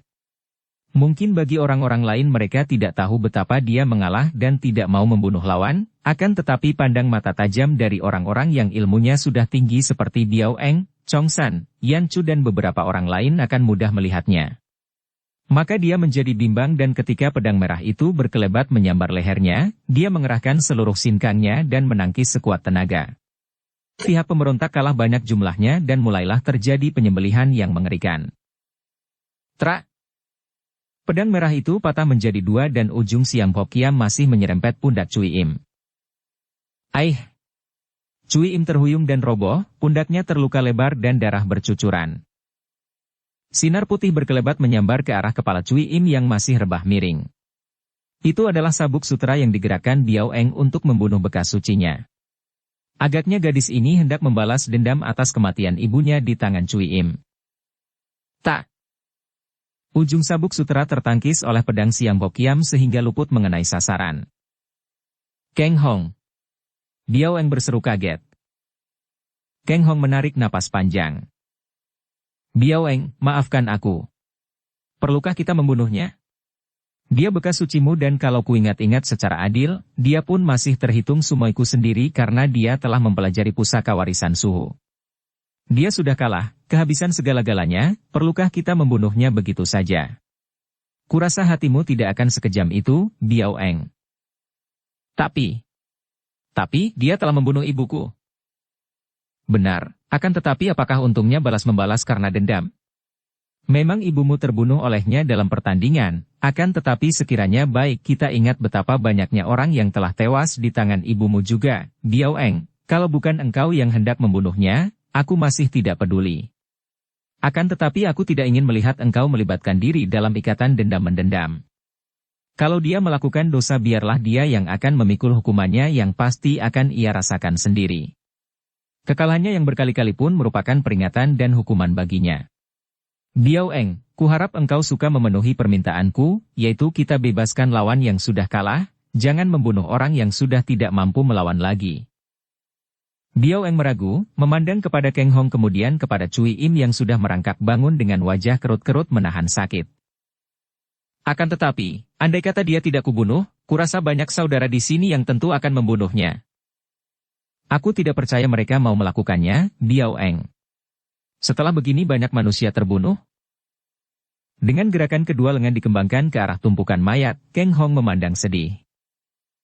Chia Tai Hiap benar. Tiba-tiba terdengar suara keras dan Tian Kek Huesio yang masih memegangi jubahnya yang penuh darah lawan, berkata dan melangkah maju. Pinceng memang bersakit hati atas tewasnya Su Heng Tian Ti Huesio di tangan iblis betina itu, akan tetapi setelah mendengar kata-kata Chia Tai Hiap tadi Pinceng merasa malu untuk membunuh lawan yang sudah tidak berdaya. Pinceng membebaskan dia. Pinto juga tidak akan membunuhnya, mengingat dia itu bekas suci nona, dan masih sumoi dari Chia Tai Hiap. Pinto tidak akan membunuh orang yang sudah tidak mampu melawan, kata Choa Kiu tokoh Huasanpai. Biarlah dia pergi, biarlah iblis betina terkutuk itu pergi. Berkata Kok Siancu mewakili saudara-saudaranya dari Kong Tong Pai. Biao Eng menunduk dan tidak membantah lagi. Cui Im, kau dengarlah pendirian orang-orang sedunia. Mudah-mudahan ucapan mereka itu akan membikin engkau bertobat dan menebus kejahatan-kejahatanmu dengan perbuatan baik. Dengan demikian, tidak percuma mendiang suhu meninggalkan pusaka-pusaka yang kau pelajari pula, kata Keng Hong. Cui Im bangkit berdiri, tubuhnya bergoyang-goyang, rambutnya riap-riapan, wajahnya pucat. Keng Hong, keparat busuk. Ucapan-ucapan itu lebih hebat dari pembunuhan. Hayo, kau bunuh saja aku. Hihihi, kau bunuh aku atau kelak engkau yang akan kubunuh. Kemudian Cui Im pergi terhuyung-huyung sambil terkekeh-kekeh, akan tetapi suara ketawanya menyeramkan semua orang karena di dalam suara ketawa itu terkandung isak tangis. Setelah bayangan wanita itu lenyap ke bawah puncak, Keng Hong menarik napas panjang, kemudian dia mengeluarkan semua pusaka yang disimpan di kantungnya, menyerahkan pedang pusaka Huasanpai kepada Choa Kiu, kemudian berkata kepada semua orang. Setelah semua pusaka suhu kuambil dan sebagian telah kembali kepada yang berhak, maka kumohon para Lo Cian Wei sudilah memaafkan semua perbuatan suhu dahulu. Hanya sebuah kitab dari Go Bi Pai yang masih berada padaku dan kelak pasti akan kukembalikan kepada yang berhak.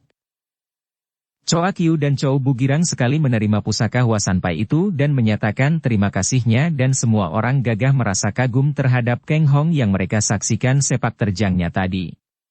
Mereka lalu mulai mengurus semua korban tewas, baik pihak sendiri maupun pihak lawan, menguburkan mereka di puncak Tai Hang San.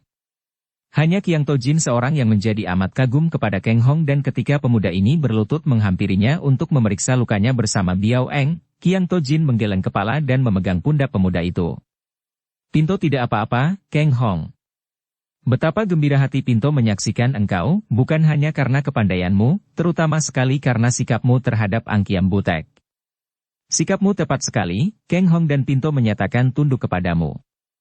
Memang semua manusia ini dan pada dasarnya sama, hanya ada yang sedang menderita sakit seperti Cui Im dan yang lain-lain dan mengakibatkan, semua pembunuhan antar manusia ini, Tosu itu kelihatan menyesal sekali. Tiba-tiba Biao Eng mengeluh dan meloncat berdiri lari ke sebelah kiri kemudian berlutut dan menangis di depan mayat Tan Hun Bue.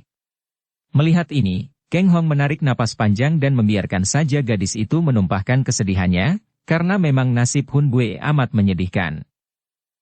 Melihat kesibukan semua orang dan dia hanya berada dengan Kiang Tojin, Keng Hong tak dapat menahan keinginan tahu hatinya untuk bertanya kepada kakek yang dia kenal sebagai seorang yang arif bijaksana itu.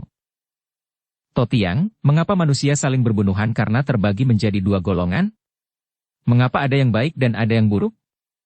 Apakah yang menyebabkan terjadinya dosa? Kiang Tojin memejamkan mata, akan tetapi mulutnya berkata dengan lirih namun jelas, seperti orang berbisik dan yang terdengar oleh Keng Hong seperti suara yang datang dari angkasa. Perbuatan yang dianggap jahat dan berdosa tercipta dari pengetahuan manusia tentang baik dan buruk itulah. Karena manusia membagi perbuatan menjadi dua, baik dan buruk, maka terciptalah pantangan-pantangan atau larangan-larangan yang menjadi hukum. Manusia menciptakan hukum dan karena pengetahuan tentang baik dan buruk ini sudah mengisi hati, maka setiap pelanggaran hukum menjadi perbuatan jahat dan berdosa. Kalau di dunia ini tidak ada hukum, di dunia ini tidak ada pengetahuan tentang baik dan buruk, maka tidak akan ada pula pemisahan perbuatan yang baik atau jahat. Mohon penjelasan, Totiang, Tecu masih kurang mengerti. Anak-anak kecil yang hati dan pikirannya belum mengenal pengetahuan antara baik dan buruk, yang belum menerima hukum pantangan dan larangan, adalah manusia yang bersih, tidak baik dan juga tidak jahat. Dia akan mengambil barang orang lain, akan tetapi karena dia belum tahu akan hukum yang menentukan bahwa perbuatan itu terlarang dan disebut pencuri, maka dia tidak merasa mencuri. Kalau orang tidak mengenal kata-kata mencuri, bagaimana dia bisa menjadi pencuri? Karena anak itu belum mengenal pengetahuan antara baik dan buruk, maka perbuatannya mengambil barang orang lain itu pun baginya tidak baik tidak buruk, hanya wajar dan tidak bisa kita katakan dia mencuri atau berdosa. Setelah dia nanti tahu dan mengenal hukum itu, tahu bahwa perbuatan seperti itu terlarang, kemudian dia melanggar, barulah dia melakukan perbuatan dosa. Jadi yang berdosa bukanlah perbuatannya melainkan pelanggarannya terhadap hukum yang sudah dikenalnya. Di dalam hati sudah tahu bahwa perbuatan itu termasuk tidak baik namun tetap dilakukannya, maka berdosalah dia. Manusia terbelenggu oleh pengetahuan antara baik dan buruk, terkurung oleh hukum-hukum yang diciptakannya sendiri, maka penuhlah dunia ini oleh dosa. Sungguh menyedihkan. Keng Hong mengangguk-angguk. Kalau begitu, kita yang hidup di dalam dunia yang penuh dengan larangan-larangan yang timbul dari pengetahuan antara baik dan buruk ini, apa yang harus kita lakukan, Totiang? Kita sudah terlanjur mengenal baik dan buruk, tentu saja kita harus selalu mengabdi kebaikan, hanya dengan hati besar kita harus dapat mengampuni mereka yang kita anggap melakukan perbuatan jahat setelah kita tahu bahwa perbuatannya itu merupakan pelanggaran bagi hukum yang sudah dikenalnya, berarti bahwa dia itu lemah, atau sedang sakit, terdorong oleh nafsunya sendiri sehingga melakukan hal-hal yang sebenarnya berlawanan dengan pengenalan hukum dalam sanubarinya sendiri. Terima kasih atas petunjuk Totiang yang bijaksana. Qiang Tojin membuka matanya dan tersenyum kepada pemuda itu. Semua orang bijaksana, orang muda yang baik. Di dunia tidak ada orang pandai atau bodoh. Yang sudah mengerti disebut pandai. Padahal yang sudah mengerti itu pun tadinya tidak mengerti, sebaliknya yang belum mengerti itu pun kelak akan mengerti. Karena itu, adalah menjadi kewajiban kita untuk belajar mengerti, setelah mengerti lalu sadar. Setelah sadar lalu menjadikan pengertian sebagai dasar setiap perbuatan. Demikianlah, menggunakan kesempatan itu Keng Hong menerima wejangan-wejangan dari ketua Kunlun Pai itu, sedangkan orang-orang Kang Ou yang lain bersama pasukan dari Taigoan mengadakan pembersihan terhadap mayat-mayat yang berserakan. Pembicaraan Keng Hong dan Qiang Tojin terhenti Sian Ti Senjin datang berlutut di depan ketua Kunlun Pai sambil berkata, "Su Heng, Suti yang penuh dosa datang menghadap." Qiang Tojin memandang, sejenak pandang matanya penuh teguran dan keren, akan tetapi kemudian melunak dan dia berkata, "Sute, jauh lebih baik seorang yang sadar dan bertobat, menyesali dan mencuci kekotorannya daripada seorang yang menyombongkan kebersihannya. Pinto telah mendengar semua tentang dirimu dan merasa berbahagia dapat menerimamu kembali sebagai seorang murid Kunlun Pai yang baik." Keng Hong lalu meninggalkan kedua kakak beradik seperguruan yang sudah rujuk kembali untuk membantu orang-orang lain mengurus mayat-mayat yang amat banyak. Kembali dia bersama Biao Eng, Chong San dan Yanchu mengubur mayat Tan Hun Bue di tempat terpisah. Pada keesokan harinya, barulah pasukan pemerintah kembali ke Taigoan dan para tokoh Kang Ou meninggalkan puncak Tai Hang San. Biao Eng tidak mau meninggalkan tempat itu karena dia hendak berkabung selama 3 hari di situ.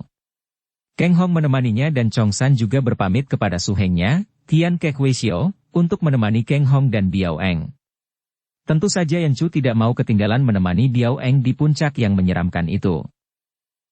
Setelah semua orang pergi, sunyilah puncak Tai Hang San, sunyi menyeramkan. Di tempat bekas pertempuran tampak banyak sekali gundukan tanah kuburan baru, dan untuk memudahkan pekerjaan, ada satu lubang yang diisi sampai 5 mayat manusia. Hanya kuburan para tokoh besar saja yang dipisahkan, termasuk kuburan Pak San Qiong dan Pat Jiu Sian Ong. Biao Eng merasa kasihan dan terharu sekali mengenang nasib sucinya, Tan Hun Bue, yang pada akhir hidupnya mengorbankan nyawa dan berusaha untuk menolong mereka, duduk bersila di depan makam sucinya dengan wajah berduka. Kang Hong tidak mau mengganggunya, malah pemuda ini lalu mengukir nama-nama para tokoh di atas batu-batu dan memasang batu nisan sederhana ini di kuburan masing-masing. Juga Chong San dan Yan Chu tidak berani mengganggu Biao Eng. Sepasang orang muda ini tampak rukun dan seringkali bicara bisik-bisik sehingga diam-diam Kang Hong merasa girang sekali hatinya, mengharapkan agar sekali ini Yan Chu yang lincah itu benar-benar dapat menemukan cintanya. Engnya, Tian Kek Wei Xiao, untuk menemani Kang Hong dan Biao Eng. Tentu saja Yan Chu tidak mau ketinggalan menemani Biao Eng di puncak yang menyeramkan itu. Tak seorang pun di antara orang muda ini mengira bahwa urusan di puncak itu belumlah habis sampai di situ saja. Masih ada bahaya besar mengancam mereka. Bahaya dari seorang nenek tua renta, yang berlari cepat seperti terbang sambil kadang-kadang tertawa atau menangis tanda bahwa otaknya tidak waras. Nenek ini adalah Go Bi Tai Ho. Secara kebetulan saja Go Bi Tai Ho yang melakukan perjalanan mencari kedua orang muridnya, bertemu dengan Cui Im di kaki gunung Tai Hang San. Andai kata tidak bertemu dengan Cui Im, tentu nenek ini tidak akan mendaki puncak sambil berlari secepat terbang. Dia sedang berjalan seenaknya ketika mendengar suara rintihan dicampur isak tangis. Ketika melihat bahwa yang merintih-rintih dan menangis itu adalah seorang wanita muda cantik yang pundaknya terluka besar, nenek ini menghampiri, berdiri di depan Cui Im kemudian tertawa terkekeh-kekeh sambil menudingkan telunjuknya kepada Cui Im. Hahaha, hehe, sungguh bocah lucu engkau. Lah, setengah mati dan terluka, kenapa malah menangis? Nenek itu lalu meletakkan telunjuk ke depan dahinya yang penuh keriput dan bertanya. Bocah lucu, apakah engkau begini? Cui Im mengangkat mukanya dan biarpun dia sudah terluka lahir batin, kemarahannya memuncak ketika ia diejek dan dianggap gila. Cepat ia meloncat dan memukul dada nenek itu. Des! Cui Im terkejut karena dada yang dipukulnya itu lunak seperti kapas, maka maklumlah ia bahwa tentu nenek ini seorang yang lihai luar biasa. Nenek gila! Siapa kau? Tiba-tiba ia teringat. Nenek yang gila dan amat lihai. Siapa lagi kalau bukan Go Bi Tai Ho? Engkau Go Bi Tai Ho. Hihihehehe. Engkau benar gila tapi matamu tajam. Benar aku Go Bi Tai Ho, dan mengapa engkau menangis di sini? Tiba-tiba Cui Im tertawa didorong kecerdikannya yang pada saat seperti itu masih mempunyai akal untuk membalas kekalahannya. Hihihihi, nenek gila. Sekarang kau boleh mentertawakan aku yang menangis, akan tetapi engkau takkan bisa tertawa lagi kalau mendengar penuturanku tentang muridmu. Biarpun otaknya miring, mendengar tentang muridnya, nenek itu cepat bertanya nafsu. Di mana murid-muridku? Muridmu bernama Tan Hun Bue dan si Biao Eng, bukan?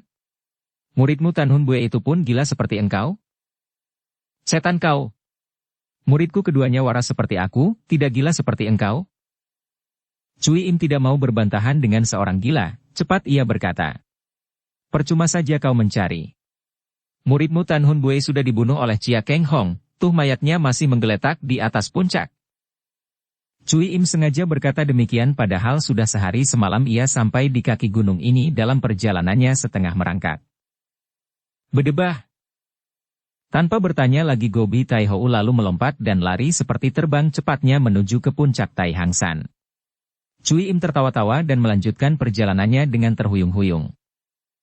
Demikianlah, pada siang hari itu secara tiba-tiba Go Bi Tai Ho muncul di puncak dan begitu melihat Biao Eng bersama 3 orang berada di situ, cepat ia berseru. Mana Hun Bue? Mana yang bernama Chia Kang Hong? Semua orang terkejut dan menengok karena kedatangan nenek itu tidak mereka ketahui sama sekali, tahu-tahu nenek itu telah berada di situ. Subo. Biao Eng lari dan berlutut di depan Go Bi Tai Ho sambil menangis. Subo, Suci telah tewas. Biao Eng, apakah kau mendadak telah menjadi gila? Hahaha, Hun Bue mati, kenapa engkau malah menangis? Tentu saja Kang Hong, Chong San dan Yan Chu terkejut dan terheran-heran mendengar ucapan yang aneh ini. Biao Eng tahu bahwa bagi nenek ini, orang berduka harus tertawa, kalau senang barulah menangis. Betapa selama dia menjadi murid nenek itu dia dan Hun Bue selalu harus ikut menggila. Akan tetapi kini dia tidak bernafsu untuk bermain sandiwara dan tangisnya mengguguk. Subo, dia tewas. Aku sudah tahu. Nenek itu membentak. Mana murid Shinjiu Kiamong? Mana dia yang bernama Chia Keng Hong yang membunuh Hun Bue? Keng Hong terkejut. Dia sudah mendengar bahwa nenek sakti ini miring otaknya, maka cepat dia menghampiri, memberi hormat dan berkata, Lo Qian Wei, sayalah yang bernama Chia Keng Hong, murid Shinjiu Kiamong dan tentang Nona Tan. Wut! Nenek itu telah menghantamnya dengan gerakan yang cepat bukan main. Keng Hong terkejut, mengelak sambil menangkis, akan tetapi dia masih terpelanting. Nenek itu memiliki kekuatan yang mujizat. Bagus, murid si Chun Hong, engkau mampuslah. Nenek itu menyerang lagi lebih hebat daripada tadi. Keng Hong kembali mengelak. Lo Qian Pui, tunggu dulu. Bukan saya yang membunuhnya. Cerewet. Membunuh atau tidak, murid si Chun Hong harus mampus. Kini serangan Gobi Taihou benar-benar hebat dan serangannya membingungkan Keng Hong yang terpaksa harus mengerahkan kecepatannya untuk mengelak sambil meloncat ke sana-sini. Hehehe, engkau pandai juga, keparat. Kini nenek itu mengeluarkan serangan dengan gerakan aneh dan lucu, tampaknya kacau balau akan tetapi setiap gerak tangannya mengeluarkan angin yang menyambar-nyambar seperti badai mengamuk. Keng Hong terkejut, maklum bahwa membantah pun percuma saja terhadap nenek gila yang amat lihai ini.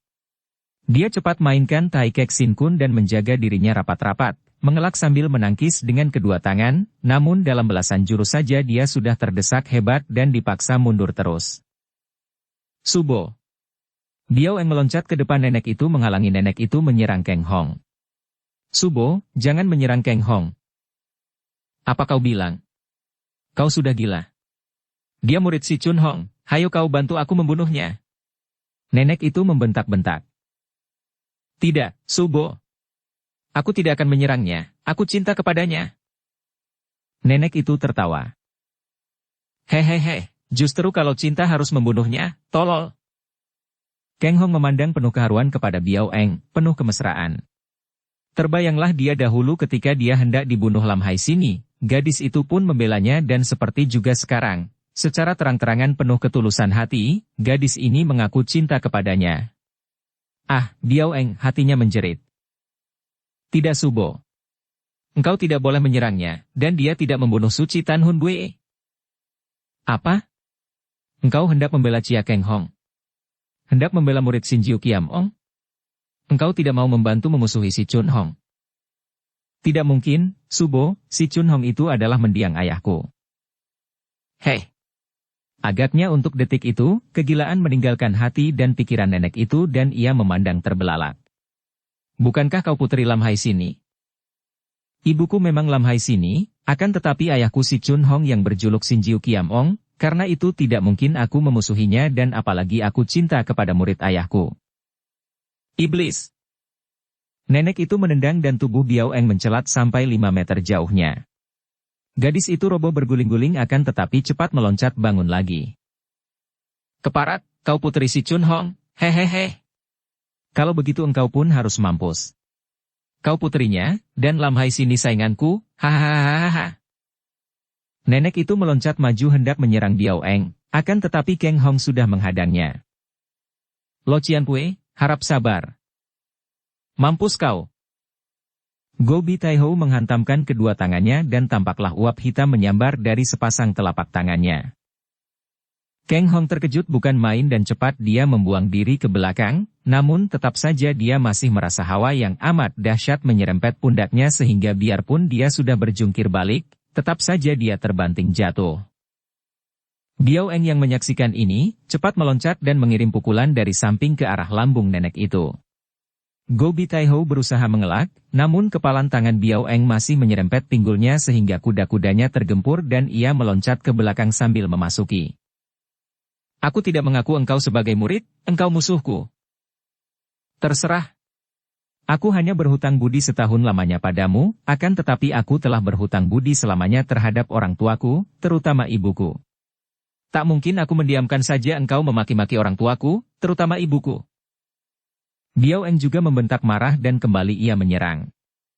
Hampir saja lengannya dapat ditangkap oleh nenek yang lihai itu kalau saja Kang Hong tidak cepat menyambar tubuh Biao Eng ke samping dan mengirim tendangan yang dapat ditangkis oleh Go Bi Tai Ho. Pada saat itu, Chong San dan Yan Chu juga maju membantu dan mengeroyok nenek itu. Dikeroyok 4 orang muda yang memiliki ilmu silat tinggi, nenek itu kewalahan juga, memaki-maki dan menyeling tangis dan tawa. Menyaksikan kehebatan si nenek gila, Chong San dan Yan Chu mencabut pedang, juga Biao Eng telah melolos sabuk sutranya, akan tetapi Kang Hong berseru. Jangan pergunakan senjata. Chong San dan Yan Chu segera menyimpan pedang mereka kembali, akan tetapi Biao Eng memandang penasaran. Kenapa, Kang Hong? Dia gila dan jahat? Justru karena dia tidak waras pikirannya kita harus dapat memaafkannya Biao Eng. Pula, sedikitnya dia adalah gurumu. Kau tidak boleh membunuhnya. Nenek itu mengamuk dengan hebat dan karena Kang Hong melarang teman-temannya membunuh, mereka berempat menjadi bulan-bulanan pukulan dan tendangan nenek itu sehingga berganti-ganti 4 orang muda itu terpelanting dan terlempar. Pukulan-pukulan 4 orang muda itu jika mengenai tubuh si nenek hanya membuat nenek itu bergoyang tubuhnya. Hanya pukulan Kang Hong yang membuat ia terhuyung dan hampir roboh. Kalau saja Kang Hong menggunakan seluruh tenaganya, agaknya dibantu 3 orang muda yang lihai itu tentu dia dapat memukul tewas lawannya. Namun pemuda yang bijaksana ini tidak menghendaki demikian. Untuk kesekian kalinya, ketika nenek itu sibuk menangkis serangan Biao Eng, Chong San dan Yan Chu, Kang Hong dapat menampar punggungnya dari belakang. Nenek itu mengeluarkan keluhan dan tubuhnya terpelanting, akan tetapi sambil bergulingan ia berhasil menyambar pinggang Yan Chu, terus mengempit tubuh darah ini dan mengayun tangan memukul ke arah ubun-ubun Yan Chu. Celaka! Chong San berseru kaget dan dengan nekat dia menubruk nenek itu, menangkap tangannya dan menelikung ke belakang. Juga Biao Eng sudah menubruk dan menarik tangan satunya yang mengempit pinggang Yan Chu, sedangkan Kang Hong maju pula menotok pundak untuk membuat nenek itu roboh lemas. Bersambung ke bab 27. Dukung kami dengan subscribe, follow, like, komen dan share. Terima kasih.